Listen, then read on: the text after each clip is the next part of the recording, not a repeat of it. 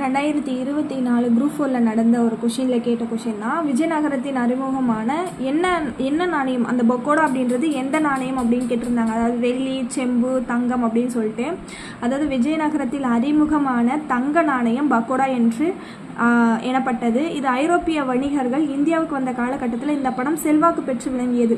முக்கியமாக இந்த திப்பு சுல்தான் ஆட்சியில் தான் மைசூரில் ஒரு பக்கோடா அப்படின்றது 3.5 ரூபாய்க்கு சமமாக கொல்லப்பட்டது அப்படின்னு சொல்லுவாங்க. அப்போ நெக்ஸ்ட் இதை கூட கேட்க வாய்ப்பு இருக்குது. ஒரு பக்கோடா அப்படின்றது எவ்வளோ அப்படின்னா 3.5 ரூபாய். ஓகேவா?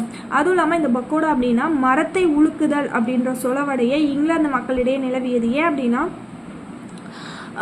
ஒருவரை அதிர்ஷ்டசாலியாக்கும் வாய்ப்புகள் இந்தியாவில் தான் குவிந்து கிடக்கிறது என்ற ஐரோப்பியர்களினுடைய அந்த கால மனநிலையை இதன் மூலம் நாம் உணரலாம்.